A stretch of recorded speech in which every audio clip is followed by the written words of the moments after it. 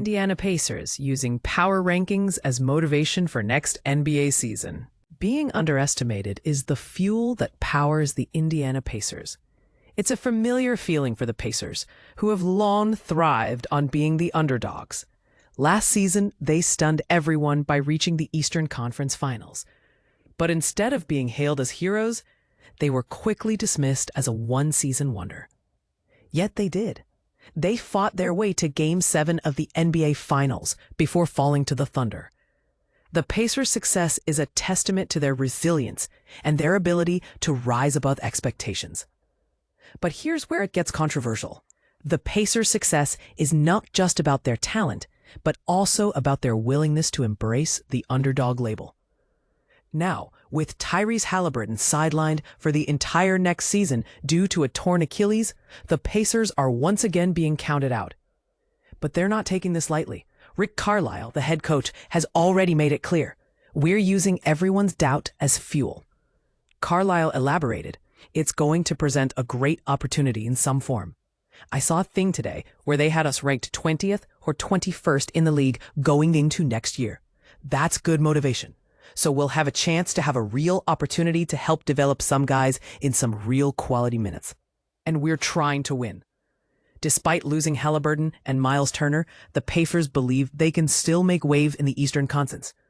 The conference is relatively weak next season, and the Pacers see this as an opportunity to shine.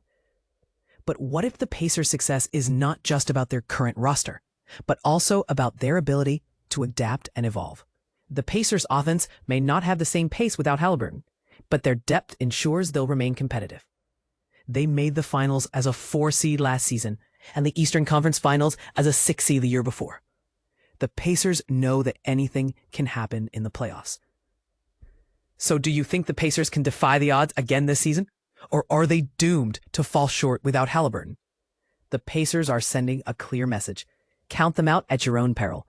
As Carlisle puts it, that's the message Carlisle is sending heading into next year. The Pacers are ready to prove the doubters wrong once again. Pacers' secret to turning disasters into NBA success stories. Can they do it again? This is the turning point. The Indiana Pacers have mastered the art of transforming what looks like a major setback into a game-changing victory. But here's where it gets controversial. Some critics argue that these recoveries are sheer luck rather than strategic brilliance. And this is the part most people miss. Every apparent disaster in Indiana seems to lay the groundwork for an even better outcome. It started with a decision that raised eyebrows across the NBA world. In 2020, the Pacers hired Nate Bjorkgren as their head coach, a choice that ESPN's Zach Kram later labeled the team's biggest blunder since 2020, ranking it as the 29th worst mistake among all 30 franchises, with only the Cleveland Cavaliers faring worse. True enough, Bjorkgren's tenure lasted just 1 season before Indiana cut ties. Yet that firing set off a chain reaction that few teams could have predicted. Enter Rick Carlisle, a veteran coach who had just led the Dallas Mavericks to an NBA championship in 2011. Carlisle joined the Pacers in 2021 and immediately injected experience and stability into the locker room. His arrival coincided with a surge in team chemistry and on-court execution, fueling back-to-back conference finals appearances. To many observers, the misstep of hiring then firing Bjorkgren turned out to be a silver lining, proof that Indiana can salvage a poor call and turn it into a triumph. Another striking example unfolded in 2023 when the Pacers inked Bruce Brown to a 2-year, $45 million deal, fresh off his championship run with the Denver Nuggets.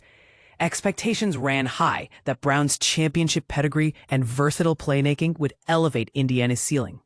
Instead, things never clicked, and rather than let that investment linger, the front office packaged Brown in a trade to acquire Pascal Siakam from Toronto.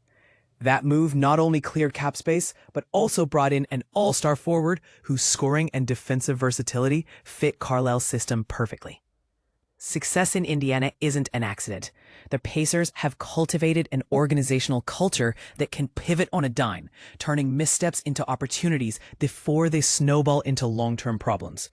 But right now, the franchise faces another daunting crossroads. During Game 7 of the NBA Finals, star guard Tyrese Haliburton suffered a ruptured Achilles tendon, a devastating injury that will sideline him for the entire next season. To make matters more complicated, veteran center Myles Turner opted to side with the Milwaukee Bucks this offseason. After consecutive deep playoff runs, it appears improbable that Indiana will launch another championship bid next year. They now must fill a void at center, retool without their all-star playmaker, and hope Haliburton returns to peak form quickly. No small feat after an Achilles tear. Despite the grim prognosis, there are reasons for optimism. Young talents like Benedict Mathurin and Andrew Nembhard will have extended opportunities to prove themselves, and Indiana's overall roster remains filled with upside. In a suddenly wide-open Eastern Conference, even a wildcard squad can surprise. A few unexpected victories and the right lineup tweaks could keep them in the playoff conversation. Boldly speaking, the question is, has the Pacers' knack for turning blunders into breakthroughs become a reliable blueprint, or are they simply riding a wave of good fortune? Do you believe Indiana's front office deserves praise for its resilience and vision? Or is this just a series of lucky escapes? Let us know your thoughts in the comments below, because when it comes to the Pacers, every fan has an opinion, and every opinion sparks debate. Behind the scenes, Tyrese Haliburton's Achilles injury in Game 7. Imagine the heartbreak of seeing your star player collapse in the biggest game of the season. That's exactly what happened when Tyrese Haliburton, the Indiana Pacers' dynamic point guard, suffered a devastating Achilles injury during Game 7 of the NBA Finals.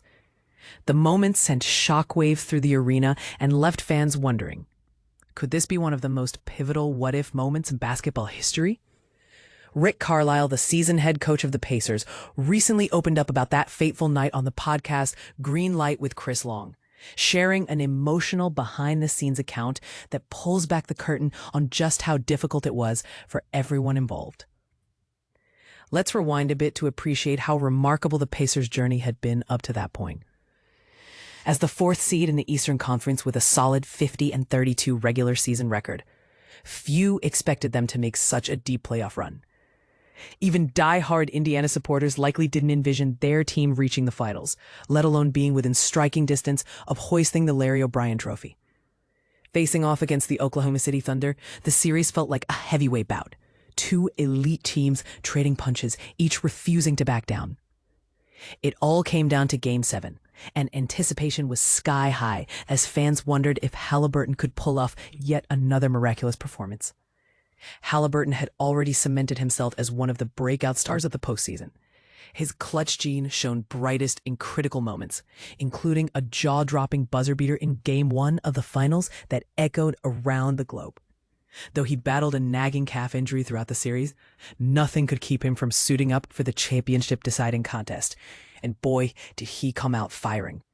In the opening minutes, Haliburton drained 3 consecutive three-pointers, igniting his team and silencing doubters while confidently talking trash to opponents.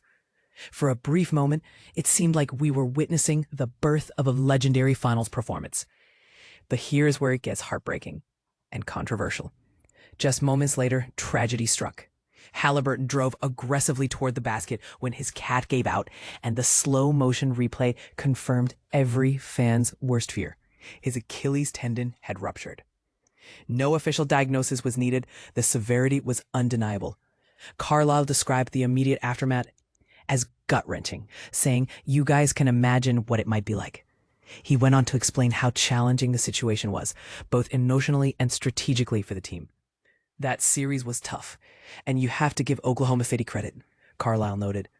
They were favored in every game, which added real pressure. We were fighting tooth and nail to create opportunities.